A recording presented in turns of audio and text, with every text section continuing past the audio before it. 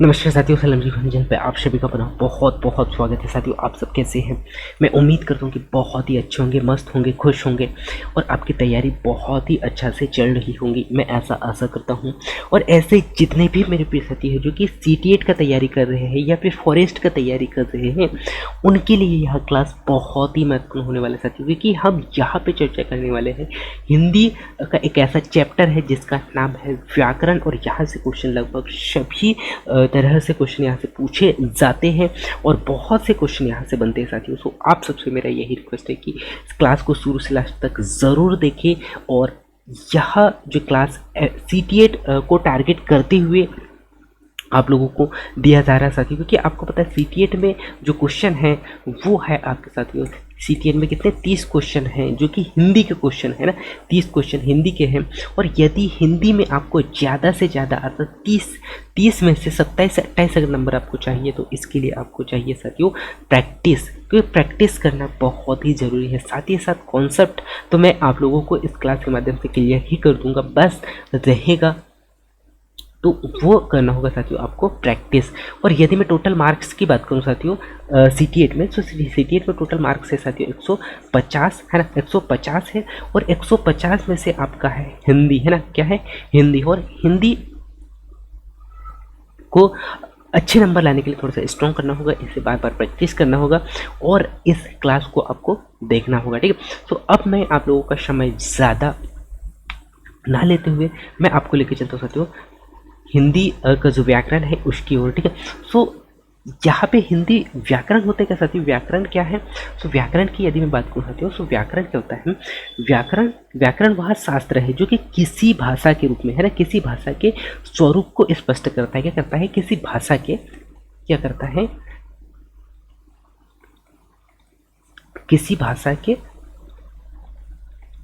किसी भाषा के स्वरूप को क्या करता है? किसी भाषा के स्वरूप को क्या करता है? स्पष्ट करता है ना, किसी भाषा के स्वरूप को स्पष्ट करता है। उसमें उसमें शुद्ध उच्चारित करने, है ना, शुद्ध उच्चारित करने और शुद्ध उच्चारित करने और लिखने और समझने में, है ना, लिखने और समझने में, लिखने और समझने की जो विधि होती है, विधि को क्या करता है? विधि को बताता है। इसके अंतर्गत यानी कि इसके द्वारा ही हम भाषा यानी कि भाषा विशेष के नियम स्पष्ट कर सकते हैं और साथ ही साथ विशिष्ट एवं सुशिक्षित जनों के सामने भाषा का प्रयोग कर सकते हैं। और व्याकरण के अंतर्गत हम संज्ञा, लिंग, वचन, कारक, है ना, क्या क्या पढ़ते हैं? संज्ञा, लिंग, वचन, कारक। संज्ञा, लिंग, वचन, कारक और सर्वनाम, विशेषण, क्रिया, है ना, क्या? सर्वनाम,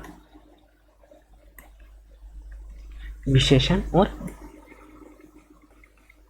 क्रिया पढ़ते हैं, ठीक है। सो इनको हम एक एक को बहुत ही अच्छे से डिटेल से समझने वाले हैं। सबसे पहले हम पढ़ेंगे संज्ञा के बाद में लिंग, वचन, कारक, सर्वनाम, विशेषण और क्रिया। सो मुख्यतः अगर हम देखें व्याकरण में, सो इन्हीं टॉपिकों से क्वेश्चन बनते हैं और इन्हीं टॉपिकों को हमें पढ़ना भी होता है, ठीक है। अब मैं लेके चलता हूँ साथियों, पहला जो पॉइंट है हमारा संज्ञा, है ना, क्या है? पहला जो पॉइंट है वो है साथियों क्या है? संज्ञा, ठीक है। तो संज्ञा को हम यहाँ पे देखते हैं। तो यदि मैं यहाँ पे बात करूँ साथियों संज्ञा की,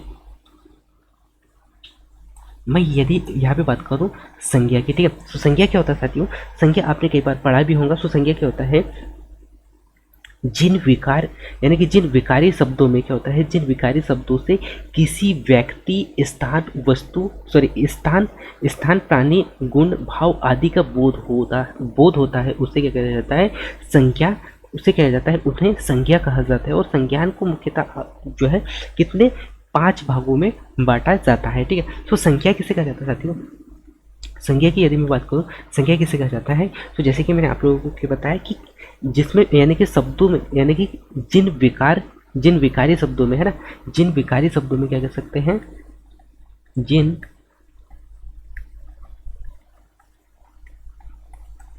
जिन विकारी शब्दों में जिन विकारी शब्दों में व्यक्ति, स्थान, प्राणी, है ना,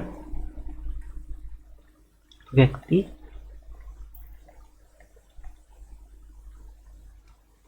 स्थान, प्राणी, व्यक्ति, स्थान, प्राणी, गुण, भाव आदि, गुण, भाव, गुण भाव आदि का क्या होता है यहाँ पे, बोध होता है। क्या होता है, बोध होता है। ठीक है,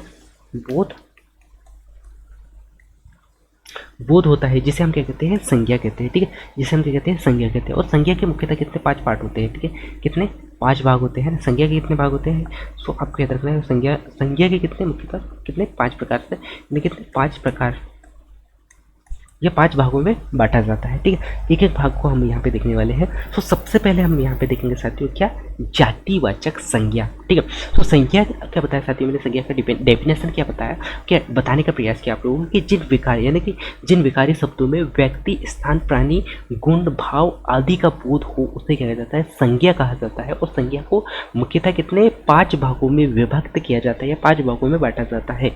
सो पहला जो भाग है साथियों, पहला भाग हम क्या पढ़ते हैं, पहला भाग हम पढ़ते हैं क्या, पहला भाग हम पढ़ते हैं क्या, जातिवाचक संज्ञा, है ना। क्या पढ़ते हैं, जातिवाचक संज्ञा। ठीक है, जातिवाचक,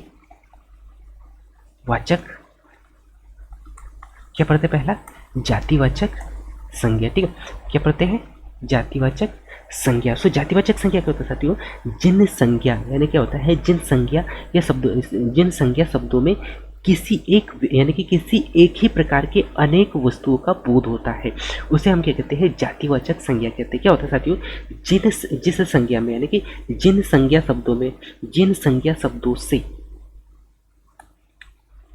जिन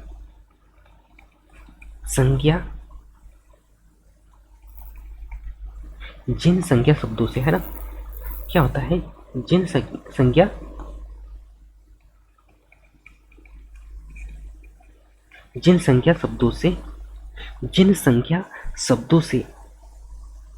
शब्दों से किसी एक ही प्रकार की अनेक, किसी एक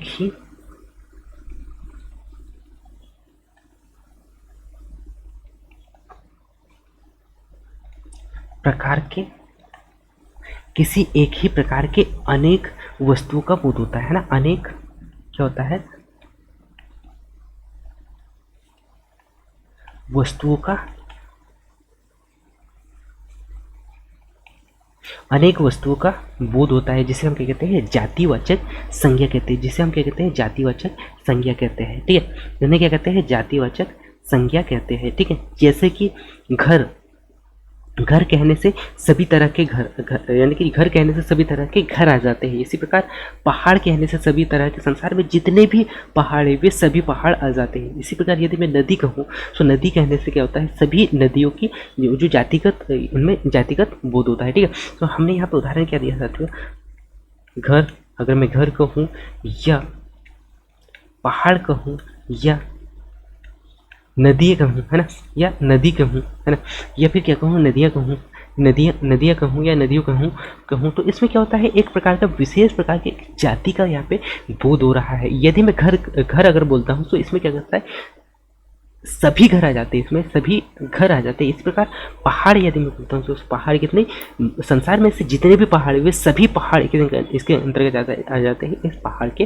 अंतर्गत आ जाते हैं। यदि मैं नदी बोलूँ, तो इस नदियों के अंतर्गत सभी नदियाँ आ जाएंगी। इस प्रकार क्या होता है, इस प्रकार किसी एक जाति का यहाँ पे क्या हो रहा है, बोध हो रहा है। ठीक है, तो जातिवाचक संज्ञा क्या होता है साथियों, मैं पुनः आप लोगों को बता देता हूँ, जातिवाचक संज्ञा क्या होता है, जिन संज्ञा शब्दों से किसी एक ही प्रकार के अनेक वस्तुओं का बोध होता है, किसी एक ही प्रकार के अनेक वस्तुओं का बोध होता है। किसी एक प्रकार का एक घर है, जिससे अगर इसका बोध करते हैं, तो इसमें अनेक प्रकार की वस्तुओं का इसमें क्या होगा, बोध होता है। इसे ही हम क्या कहते हैं, जातिवाचक संज्ञा कहते हैं। इसे हम क्या कहते हैं, जातिवाचक संज्ञा कहते हैं। और जातिवाचक संज्ञा जो है, कितने जातिवाचक संज्ञा के कितने 4 भाग होते हैं। 4 भागों में से हम पढ़ते हैं।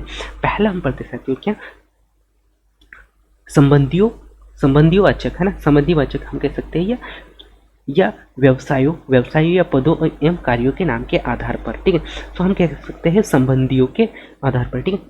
क्या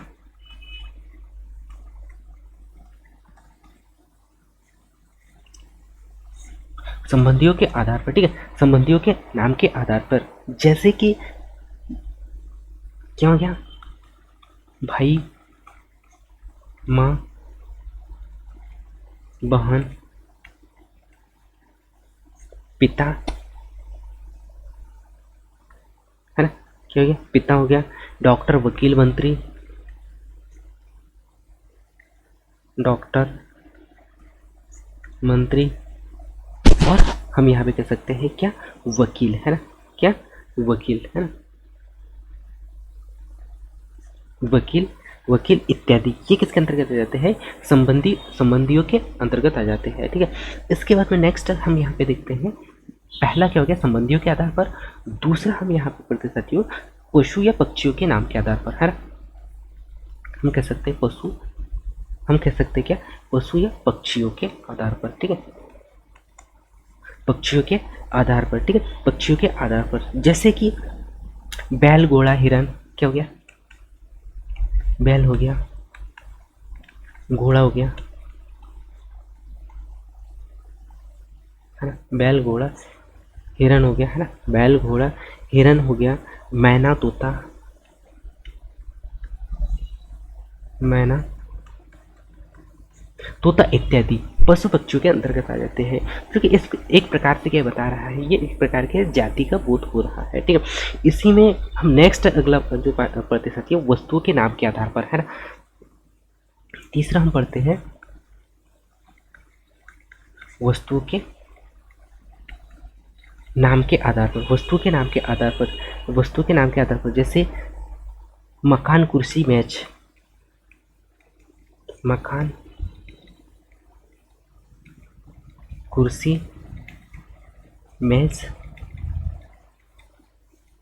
टेबल, या हम कह सकते हैं पुस्तक, है ना, ये होते हैं वस्तु के नाम के आधार पर। इसी प्रकार नेक्स्ट अगला आता है साथियों, प्राकृतिक तत्वों के नाम के आधार पर।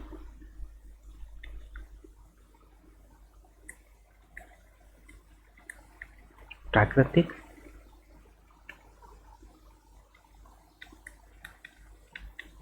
तत्वों के नाम के आधार पर, है ना, प्राकृतिक तत्वों के नाम के आधार पर, जैसे वर्षा हो गया, है ना, वर्षा हो गया, आंधी हो गया, वर्षा, आंधी, तूफान,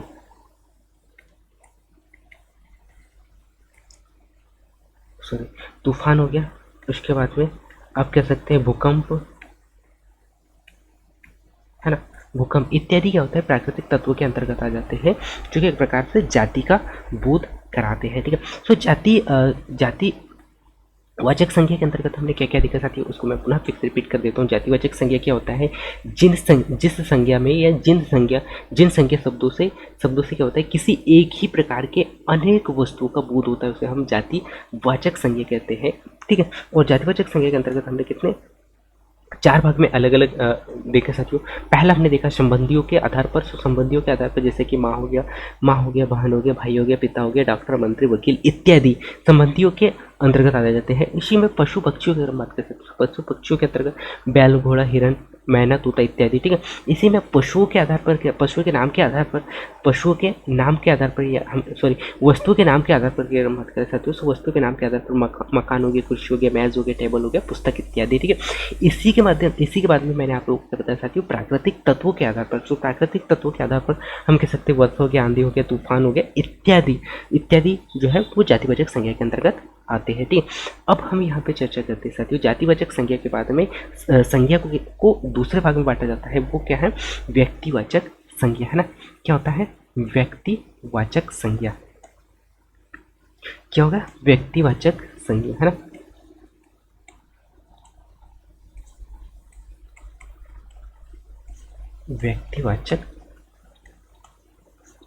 व्यक्तिवाचक संज्ञा, ठीक है। सो व्यक्तिवाचक संज्ञा क्या होता है साथियों, जिन संज्ञा यानी कि जिन संज्ञा शब्दों में किसी एक ही वस्तु क्या, किसी एक ही वस्तु या व्यक्ति या स्थान आदि का बोध होता है उसे हम क्या कहते हैं, व्यक्तिवाचक संज्ञा कहते हैं। उसे क्या कहते हैं, व्यक्तिवाचक संज्ञा कहते हैं। ठीक है, तो क्या होता है साथियों कि जिन संज्ञा शब्दों से,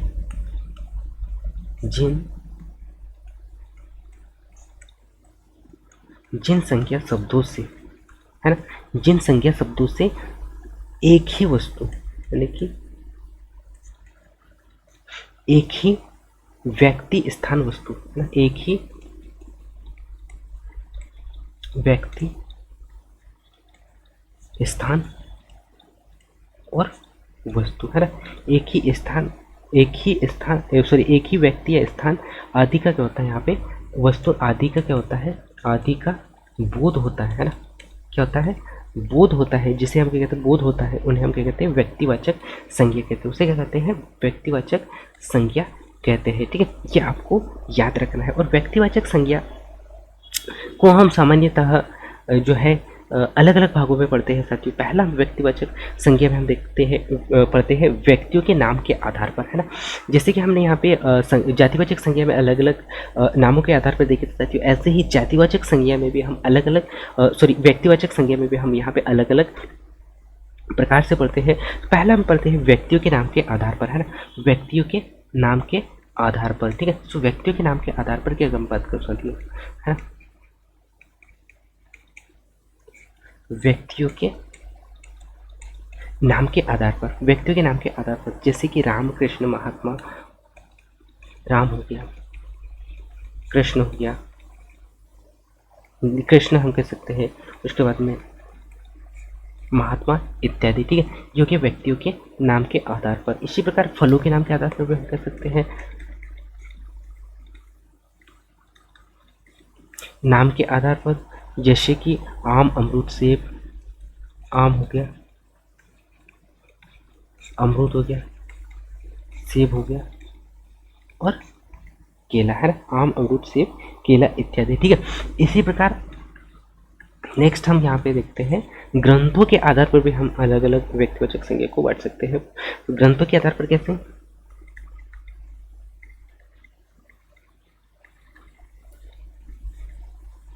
ग्रंथों के नाम के आधार पर, जैसे रामचरितमानस, पद्मावती, कुरान हो गया,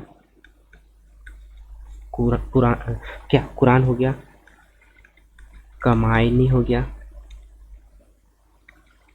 है ना, कमायनी हो गया और रामचरितमानस हो गया, रामचरितमानस इत्यादि। ठीक है, तो ये ग्रंथों के आधार पर हो गया। ठीक है, इसी के बाद में हम नेक्स्ट अगला देखते हैं साथियों, समाचार पत्रों के आधार पर भी हम देख सकते हैं, जैसे कि हिंदुस्तान हो गया, उसके बाद में दैनिक जागरण हो गया, नव जागरण हो गया। ठीक है, इसी प्रकार नदियों के नाम के आधार पर भी हम कह सकते हैं, नदियों के नाम के आधार पर भी हम कह सकते हैं, जैसे गंगा, ब्रह्मपुत्र, कृष्ण, है ना, क्या हो गया,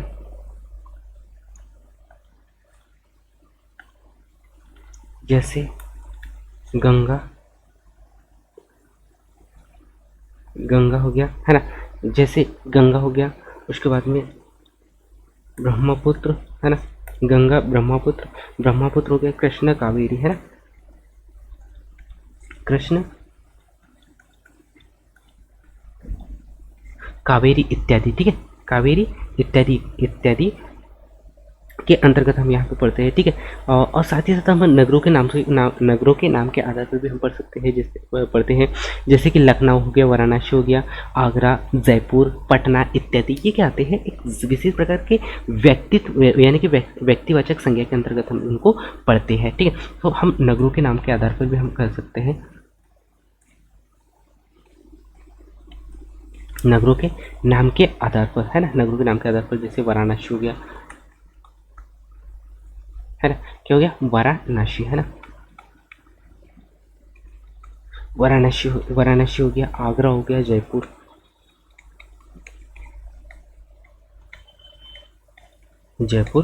इत्यादि। ठीक है, जयपुर इत्यादि हमने क्या देखा यहाँ पे, जयपुर इत्यादि महत्वपूर्ण उदाहरण देखते हैं। इसी के बाद में हम यहाँ पे चर्चा करने वाले हैं। अब हम नेक्स्ट अगले पॉइंट पे चलते हैं, और वो है साथियों क्या, भाववाचक संज्ञा। भाववाचक संज्ञा क्या होती है, भाववाचक हम क्या देखने वाले हैं, भाववाचक संज्ञा। ठीक है, सो भाववाचक संज्ञा क्या होती है साथियों, जिस संज्ञा शब्दों में संज्ञा शब्दों में एक ही जाति की वस्तुओं के समूह का यहाँ पे बोध होता है ना, सॉरी माफ कीजिएगा, भाववाचक संज्ञा में क्या होते हैं, भाव जिन जिन संज्ञा शब्दों में किसी एक वस्तु के क्या होता है, गुण दशा या व्यापार का बोध होता है ना, गुण दशा या व्यापार का बोध होता है, उन्हें भाववाचक संज्ञा कहते हैं। ठीक है, सो उन्हें क्या कहते हैं, भाववाचक संज्ञा कहते हैं। ठीक है, उसको मैं आप लोगों को एक्सप्लेन करके बताता हूँ साथियों कि जिन संज्ञा शब्दों में है ना क्या होता है, जिन संज्ञा शब्दों में क्या होता है, जिन संज्ञा शब्दों में किसी वस्तु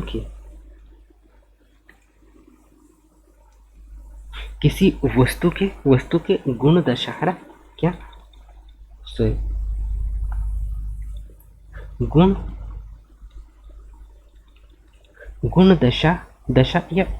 दशा या व्यापार का बोध होता है ना, दशा या फिर हम कह सकते हैं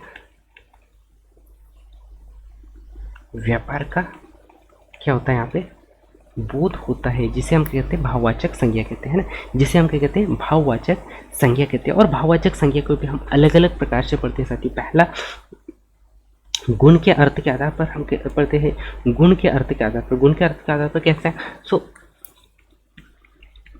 गुण के अर्थ के आधार पर यदि मैं यहाँ पे बात कर सकता हूँ, तो गुण के अर्थ के आधार पर क्या होता है, जैसे सुंदरता हो गया, कुशाग्रता हो गया, क्या हो गया, सुंदरता हो गया, क्या हो गया, कुशाग्रता हो गया है ना, सुंदरता हो गया, कुशाग्रता हो गया, ठीक है, कुशाग्रता हो गया, कुशाग्रता इत्यादि हो गई। ठीक है, इसी के बाद में नेक्स्ट अगला हम यहाँ पर पढ़ते साथियों, अवस्था के अर्थ के आधार पर है ना, किसके आधार पर, अवस्था के अर्थ के आधार पर। सो अवस्था के अर्थ के आधार पर कैसे देखेंगे साथियों, सो अवस्था के आधार पर जैसे जवानी, बचपन है ना, क्या हम देखेंगे, जवानी बचपन है ना, जवानी बचपन या हम कह सकते हैं बुढ़ापा है ना, जवानी बचपन या बुढ़ापा। ठीक है, इसी के बाद में दशा के आधार पर हम तीसरा पॉइंट देखते हैं साथियों, दशा के आधार पर। ठीक है,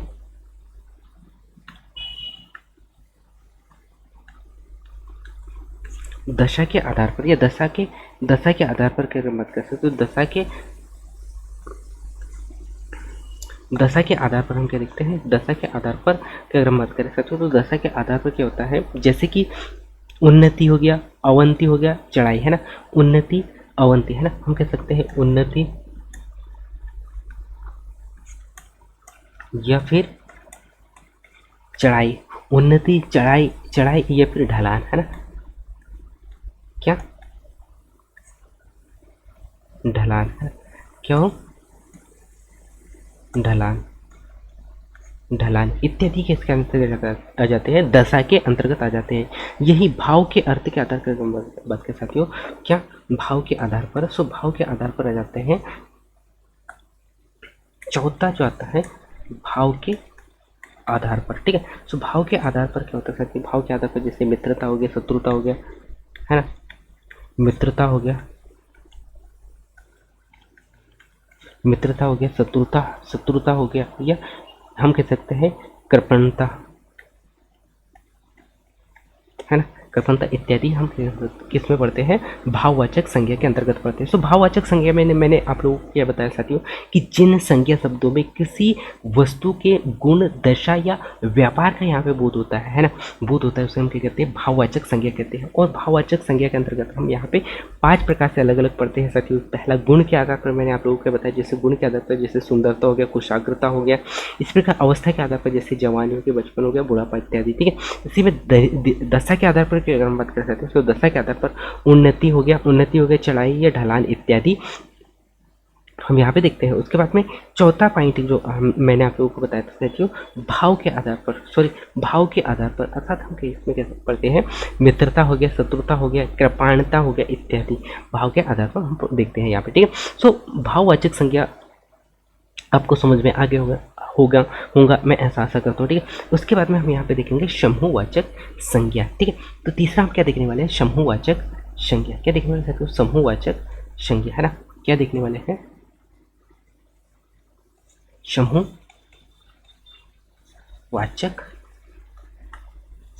संज्ञा, है ना।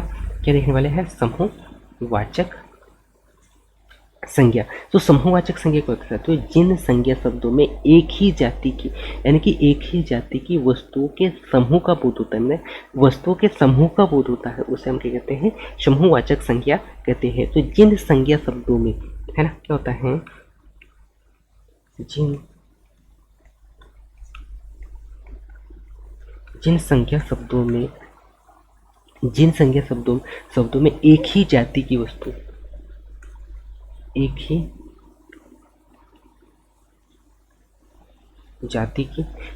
जाति की वस्तु के समूह का बोध होता है, एक ही जाति की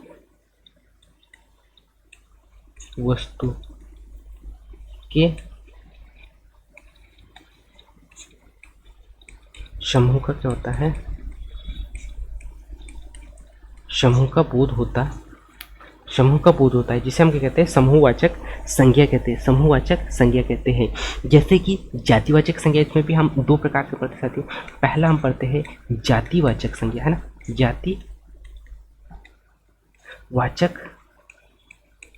संज्ञा, और दूसरा हम यहाँ पे देखते हैं जातिवाचक संज्ञा हो गया, उसके बाद में हम देखते हैं यहाँ पे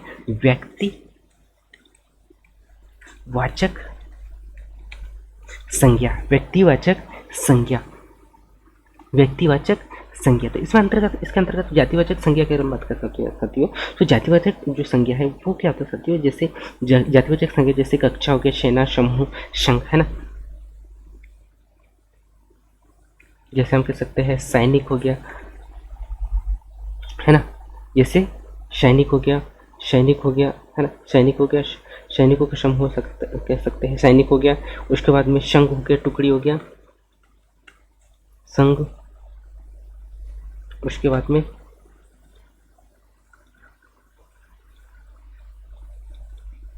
टुकड़ी हो गया, है ना, टुकड़ी हो गया। उसके बाद में हम कह सकते हैं दल, है ना, दल, या फिर हम कह सकते हैं कक्षा, है ना, कक्षा सबसे अच्छा उदाहरण। ठीक है, इसी में अगर हम बात कर सकते हो वस्तुओं के आधार पर, है ना, सॉरी, जाति के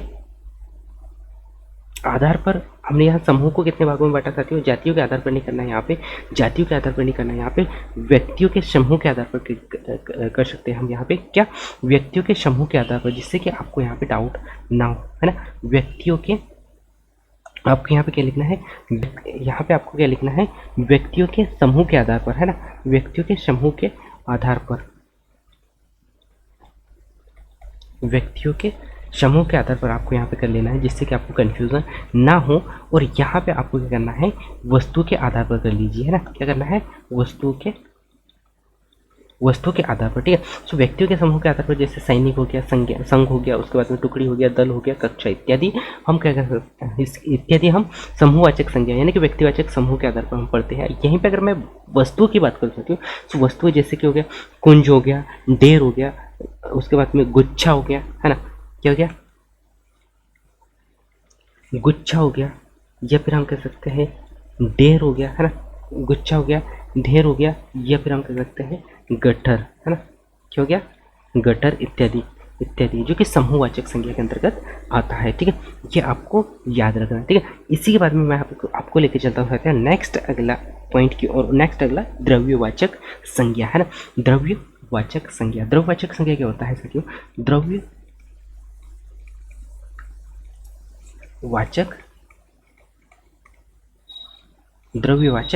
संज्ञा, है ना, द्रव्यवाचक संज्ञा। तो यदि मैं यहाँ पे बात करूँ द्रव्यवाचक संज्ञा की, तो द्रव्यवाचक संज्ञा क्या होता है, जिन संज्ञा शब्दों में, यानी कि जिन संज्ञा शब्दों से किसी ऐसे पदार्थ या द्रव्य का बोध होता है जिसे हम क्या कर सकते हैं, जिसे हम नाप या तौल सकते हैं लेकिन गिन नहीं सकते हैं, उन्हें द्रव्यवाचक संज्ञा कहते हैं।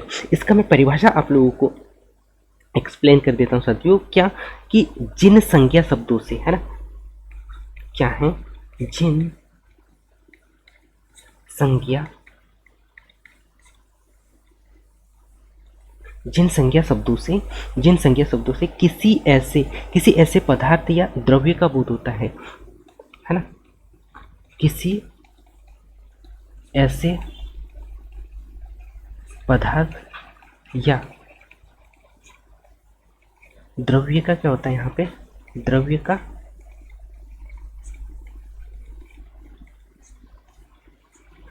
का बोध होता है ना, द्रव्य का बोध होता है, जिसे हम नाप तोल नहीं सकते, सॉरी जिसे हम नाप या तोल सकते हैं, नहीं नाप या तोल सकते हैं, ठीक है, जिसे हम क्या कर सकते हैं, नाप या तोल सकते हैं, क्या है ना, क्या कर सकते हैं, तोल सकते हैं, ठीक है, जिसे हम नाप या तोल सकते हैं, है, उसे हम क्या कहते हैं, द्रव्यवाचक संज्ञा कहते हैं ना, द्रव्यवाचक संज्ञा कहते हैं। हम नाप या तोल तो सकते हैं साथियों, लेकिन इसे हम क्या नहीं कर सकते हैं, गिन नहीं सकते हैं, है ना, गिन नहीं सकते हैं, या हम इसकी गिनती नहीं लगा सकते हैं, उसे हम कहते हैं द्रव्यवाचक संज्ञा कहते हैं, द्रव्यवाचक संज्ञा कहते हैं, ठीक है। जैसे इसमें क्या करते हैं, धातुओं के नाम के आधार पर और पदार्थों के नाम के आधार पर दो प्रकार से इसको भी बांटा जाता है ना, क्या, धातुओं के नाम के आधार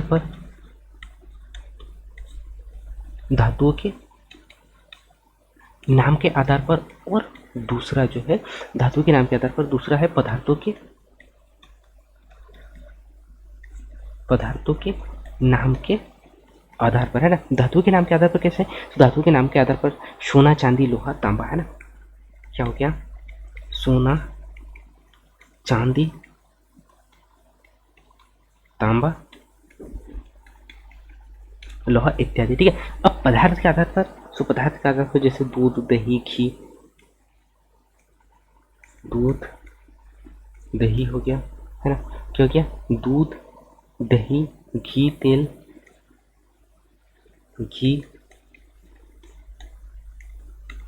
इत्यादि हम क्या कर सकते हैं, इत्यादि को द्रव्यवाचक संज्ञा के अंतर्गत पढ़ते हैं। हमने यहाँ पे संज्ञा के पूरे जो टॉपिक के साथ ही उनको हमने बहुत ही अच्छे से एक्सप्लेन करने का प्रयास किया है यहाँ पे। मैं उम्मीद करता हूँ कि आपको बहुत ही अच्छे से समझ में आया होगा, ठीक है। हमने स्टार्ट कहाँ से किया था साथियों, हिंदी व्याकरण को कहाँ से स्टार्ट किया था, हिंदी व्याकरण को हमने भाषा से लिया था, क्योंकि हिंदी व्याकरण के माध्यम से ही हम भाषा के स्वरूप को समझ सकते हैं, या अपनी जो विचार है किसी और व्यक्ति के सामने हम क्या कर सकते हैं, विचारों को रख सकते हैं, और व्याकरण के माध्यम से ही हम किसी भाषा को हम अच्छे शब्दों में, यानी कि अच्छा से उच्चारित कर सकते हैं, लिख सकते हैं, समझ सकते हैं। इन सब में व्याकरण का बहुत ही अग्रिम भूमिका होता है, ठीक है। और व्याकरण के अंतर्गत हम पढ़ते हैं, व्याकरण के अंतर्गत हम क्या पढ़ते हैं, संज्ञा पढ़ते हैं, लिंग पढ़ते हैं, वचन पढ़ते हैं, कारक पढ़ते हैं, सर्वनाम, विशेषण, क्रिया। और हमने यहाँ पे सबसे पहले स्टार्ट किया साथियों संज्ञा से, ठीक है। और संज्ञा के अंतर्गत हमने यहाँ पे क्या क्या देखा, तो संज्ञा के अंतर्गत हमने सबसे पहला संज्ञा का परिभाषा समझने का प्रयास किया, जो कि जिन विकारी शब्दों से क्या होता है, जिन विकारी शब्दों में व्यक्ति, स्थान, प्राणी गुण भाव, यानी कि गुण भाव आदि का बोध होता है, उसे हम क्या कहते हैं, संज्ञा कहते हैं। और संज्ञा मुख्यतः कितने 5 प्रकार से होता है, हमने एक को देखा। पहला जातिवाचक संज्ञा क्या होता है, जिन संज्ञा शब्दों में किसी एक प्रकार के वस्तुओं का बोध होता है, उसे हम क्या कहते हैं, जातिवाचक संज्ञा कहते हैं, ठीक है। इसके बाद में जातिवाचक संज्ञा को हमने 4 पार्टों में अलग अलग देखा साथियों। पहला संबंधियों, यानी कि संबंधियों के आधार पर, जैसे भाई बहन, माँ पिता, मंत्री, डॉक्टर इत्यादि के आधार है, ठीक है। इसी में पशुओं या पक्षियों के आधार पर, जैसे बैल हो गया, घोड़ा हो गया, हिरन, मैना, तोता इत्यादि, ठीक है। इसी में हमने नेक्स्ट अगला देखा सकते हैं वस्तुओं के नाम के आधार पर, जैसे मकान, कुर्सी, मेज, टेबल, पुस्तक इत्यादि, ठीक है। इसी में हमने चौथा पॉइंट देखा था साथियों, उसमें प्राकृतिक तत्वों के आधार पर, जैसे वर्षा हो गया, आंधी हो गया, तूफान इत्यादि, ठीक है, तूफान इत्यादि, ठीक है। इसी के बाद में हमने यहाँ पे देखा था साथियों व्यक्तिवाचक संज्ञा। दूसरा हमने क्या देखा था, व्यक्तिवाचक संज्ञा। और व्यक्तिवाचक संज्ञा का परिभाषा मैंने आप लोगों को यह बताया था साथियों कि जिन संज्ञा शब्दों से एक ही प्रकार के, यानी कि एक ही व्यक्ति, स्थान, वस्तु आदि का यहाँ पे क्या होता है, बोध होता है, आदि का बोध होता है। मतलब एक ही शब्दों, यानी कि संज्ञा में एक संज्ञा होता है साथियों, एक ही व्यक्ति, स्थान, वस्तु आदि का बोध होता है, उसे हम क्या कहते हैं, व्यक्तिवाचक संज्ञा कहते हैं। जैसे व्यक्तिवाचक संज्ञा में हम व्यक्तियों के नाम नाम के आधार पर देखते हैं जैसे रामकृष्ण, महात्मा गांधी, ठीक है। इसी में फलों के नाम के आधार पर जैसे आम, अमरूद, सेब, केला, ठीक है। इसी में हमने क्या देखा था, ग्रंथों के नाम के आधार पर जैसे कुरान हो गया, उसके बाद में कामयानी हो गया, रामचरितमानस इत्यादि, ठीक है। इसी में नदियों के नाम के आधार पर अगर हम बात करें तो जैसे गंगा, ब्रह्मपुत्र, कृष्णा, कावेरी, ठीक है। इसके बाद में हमने क्या देखा था साथियों, इसके बाद में हमने यहाँ पर पढ़ा था नगरों के आधार पर भी, तो नगरों के आधार पर जैसे वाराणसी हो गया, आगरा हो गया, जयपुर हो गया, भोपाल इत्यादि, ठीक है। इसी के बाद में हम अगले पॉइंट पर चलते हैं और अगला हमने देखा था साथियों भाववाचक संज्ञा, ठीक है।